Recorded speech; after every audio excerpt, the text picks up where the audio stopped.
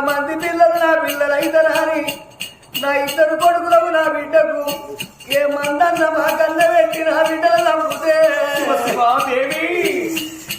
కన్న కొడుకు